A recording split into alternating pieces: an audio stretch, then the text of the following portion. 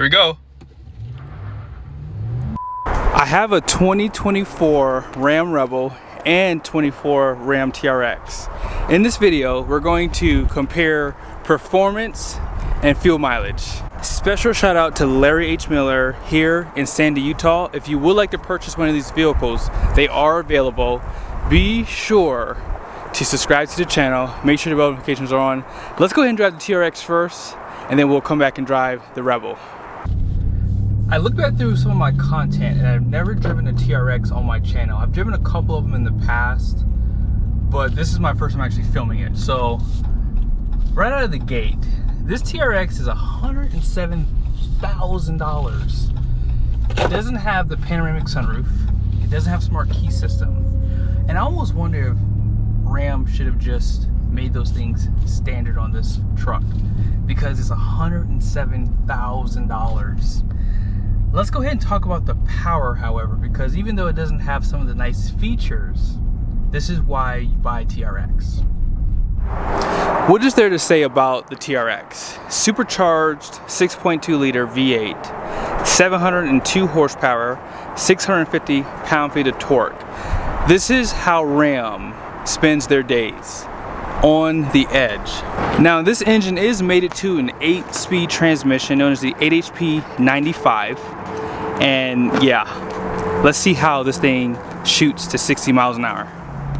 Now normally at this point I would have already shown you the 0 to 60 run, but unfortunately traffic is terrible today, so I don't feel comfortable, you know, accelerating into, you know, the highway with people all around me. So we'll do it at another spot, so just hang tight there.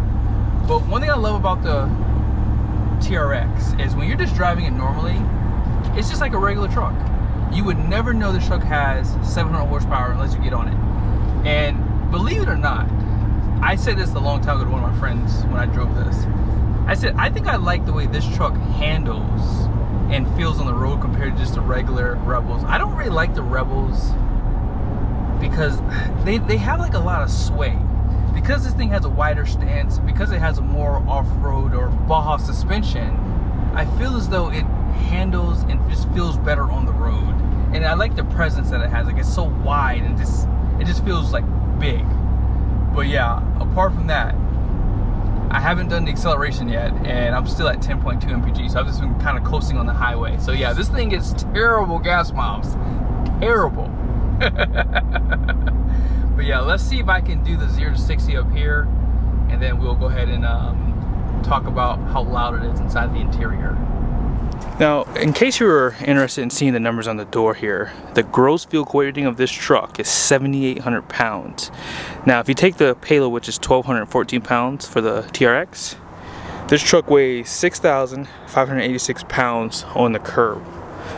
And what we'll do is we'll compare this to the Rebel to see how much more that truck weighs. So unfortunately there was no safe spot to do the 0 to 60, so we're gonna go ahead and exit off. This will be the midpoint, and this is what we'll use to see where the fuel economy is. So on this truck, I've done no acceleration yet. We're at 11.4, so yeah.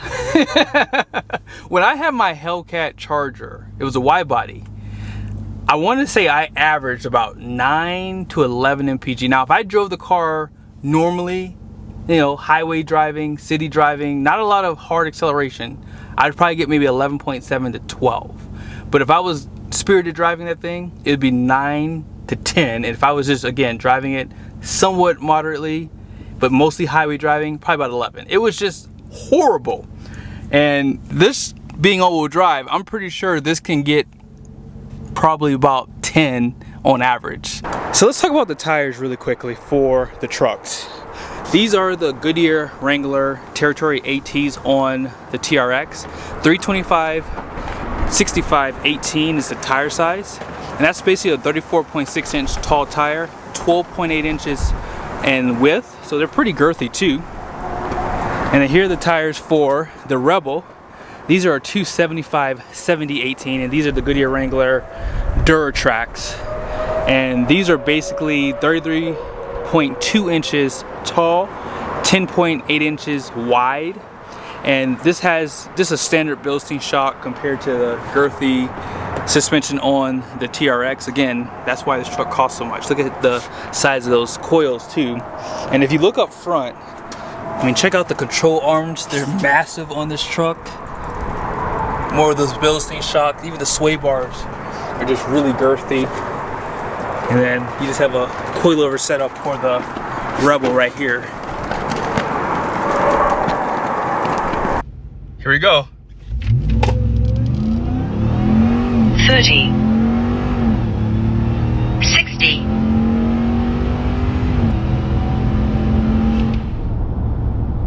this thing is ridiculous. Wow. This thing is so fast. I drove a Cadillac, what was it? CT4V with the black wing. So it had the 3.6 liter twin turbocharged engine, 472 horsepower. Now granted, again, it is down on horsepower and torque, but it weighs half of what this thing weighs. And this pretty much beat it. A pickup truck. And the way this truck lifts off the ground, you can literally feel it. It feels like a Baja truck. Like, it feels so insane. It's almost harsh, like when you accelerate. Like, it pushes you back in the seat. It's exactly what you would want. And believe it or not, this truck rides and handles like a sports truck should. I can see people buying these instead of a sports car. And when you look at the interior, when Ram redesigned these trucks back in 2019, I mean, the materials that they use, like this has suede right here, and just the overall layout is just perfect. Like, you have a gauge cluster that's a full screen, you have a 12-inch display that's vertical, and then add to the fact you have a supercharger line. It's just next level stuff here. But man, oh man, oh man, this is where you suffer at right here. We're at 10.7, and like I told you guys, if this was a Charger Hellcat or something like that, I think I'd probably be about a mile per gallon better, because those were just rear-wheel drive. But here's a quick look at the RPMs. I mean, if you guys care to see this, this has a 355 rear end. So when you look at the RPMs at 76 miles an hour, 8-speed transmission, we're just under 2,000 RPM. So them using that 355 was a great idea, because it allows the RPMs to run a little bit lower. So if you're cruising on the highway, if you can stay out of it, you could probably get about 13. 14 maybe 14, but I don't think you're gonna get much more than that. Whatever you do, do not order your TRX with those tow mirrors. I love these mirrors so much more. And I did reset the MPG right here. So you could get about, you know, I was wrong, probably closer to 15 MPG on the highway with this thing if you're able to keep your foot out of it. And I am driving in automatic mode too as well, so I just want to make that clear. But we should be back in about a minute or two. I'll show you guys where we end off with the fuel mileage, and then we'll jump into the Rebel. We just got back to the dealership. We're gonna go ahead and pull in, and we'll pull up next to these minivans and HDs right here. So this would be the stopping point. So yeah, 11.6 MPG, 13.7 miles driven, about 19 minutes. Let's go ahead and drive that Rebel. So here is the Ram Rebel.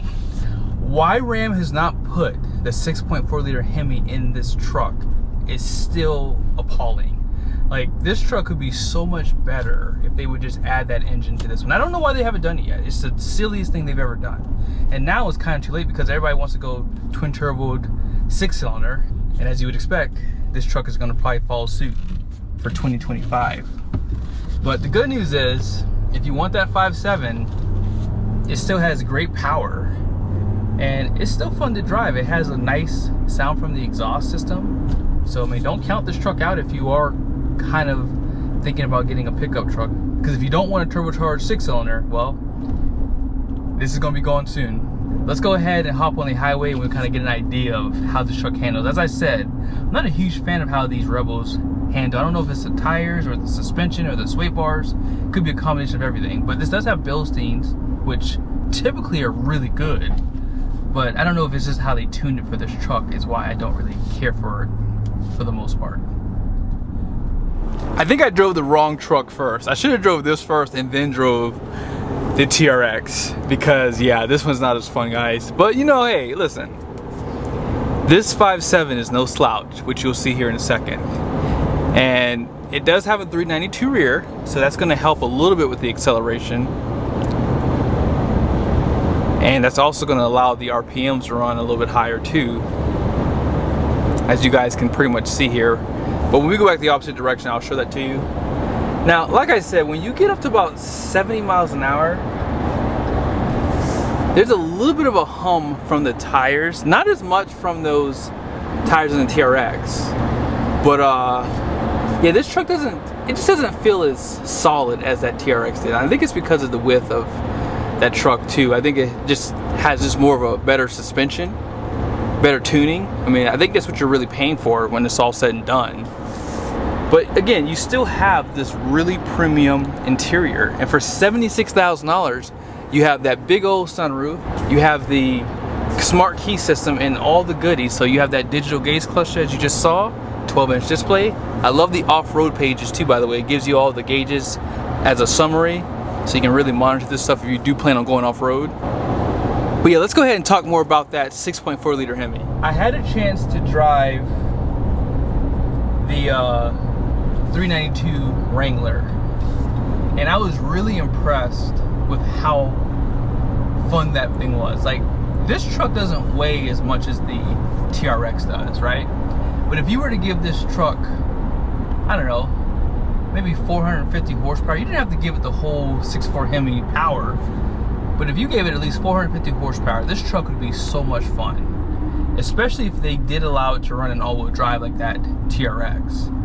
But I just feel like this truck just has no soul to it. Like, the 5.7 is just a work truck. You're not really using this engine to have fun. I mean, the 5.7 is good for fuel economy because of the e-torque system.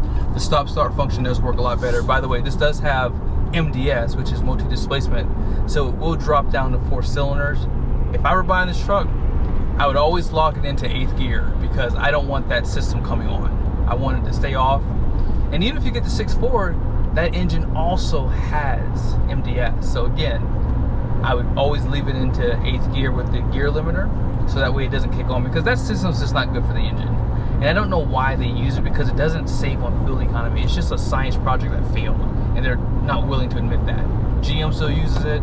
Ford, because of the twin turbo V6s that they've used for so many years, they don't have to worry about those types of systems.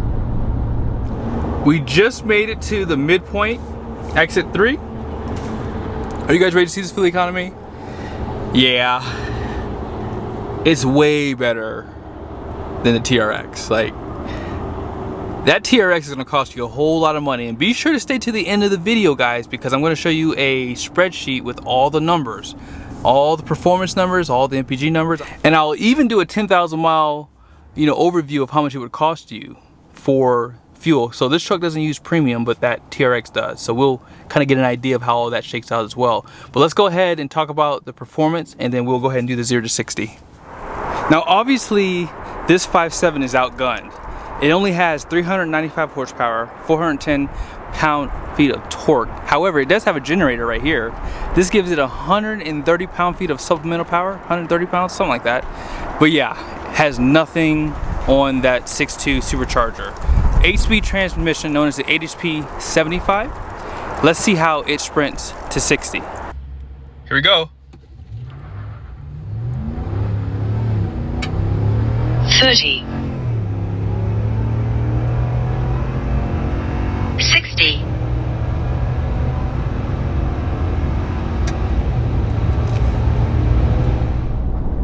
What did you learn from this video? Do not race anyone in a TRX with this truck. Oh, don't do it. Do not do it. You're gonna get embarrassed. 0 to 60 in 8.4 seconds. 8th mile was 10.59. That TRX did the 8th mile in 8.47 seconds. So it was 2 seconds ahead, which is a lot. Also 0 to 60 in 4.84 seconds, so half. That is insanity. Wow. Insane. And that's why you spend about 30 grand more for the TRX, because you have the big boy engine, you have the big boy transmission, you have the better rear end. You have the better diffs front and rear, all-wheel drive, better tires. I mean, it's just a better truck. I mean, if you're really looking at it, I mean, is it worth 30 grand more? Well, it just depends on who you're talking to. I mean, some guys will be like, you know, absolutely. I mean, it's a really nice truck, and it's probably going to hold its value a lot better than something like this. So you have that too. Here are the numbers on the door. This truck has a gross vehicle weight rating of 7,100 pounds, or 700 pounds less than that TRX. I didn't point it out, but the axle ratings on the TRX are higher too in comparison with the Rebel. Here's the all-in payload, which is 1,284 pounds. So this has 70 pounds more payload capacity. Now, this truck on the curb weighs 5,816 pounds. So that TRX weighs 770 pounds more than this Rebel does. Now, this Rebel does have running boards. It did have the panoramic sunroof. Obviously, this truck is pretty loaded for the most part. But despite it being 700 pounds less, that TRX is a beast with the supercharger. I don't think I mentioned it yet, but today is pretty windy. So when you see the fuel economy numbers, you have to account for that too. So I could be off by a little bit on both trucks. I mean, it could be 2 mpg off, 4 mpg off. It just depends on, you know, how bad the wind is. But I think it's like maybe like 15 to 20 mile an hour where I'm at here. When I was in Salt Lake today, it was a lot windier. So it really suffered for the trucks that I tested today. But yeah, we're at 13.5, and if we were to get up to 80 miles an hour, I'm probably in 8th gear right now. I'm sorry, 7th gear. So yeah, I was in 7th gear, so there you go. It's at 76, we're over 2,000 RPMs. And at 80, we're almost at like 2250, 2300. And the reason why that is because of that axle ratio out back. These 8 speeds, the final drives are pretty dang close. So when you have a lower gearing out back, that's gonna really set that RPM for you. That's why a numerically higher number will give you better RPM, which is better for towing. But if you get like a 321, which is a higher gear but lower number, that gives you better fuel economy because the RPMs run lower. We're about to be back to the dealership in about 5 minutes or so, and then we'll pretty much see where these trucks end off at. Just pull back in, same spot, 14.6 mpg, 13.5 miles driven. So what did you guys think about that video? No matter how you slice it, if you can afford the TRX, I would buy the TRX. But if you don't really need something this extreme, I understand why someone would choose a Rebel over the TRX, because it does make more sense. It's way more practical, as you just saw with the fuel economy. And, you know, let's be honest, if you want something that's, you know, gonna turn heads, this is the truck to do it in. And don't get me wrong, the Rebel does have a really nice setup here. I do like the overall styling of it. And the tire and wheel setup is pretty aggressive, and you have the fender flares, which makes it a little bit wider. Love the front bumper. It's pretty much the exact same thing that you see on the TRX too. But having that wide body from this truck is just so massive, and it really does look cool. But I hope you guys liked the video. Be sure to subscribe to the channel. Make sure your bell notifications are on. See you guys soon.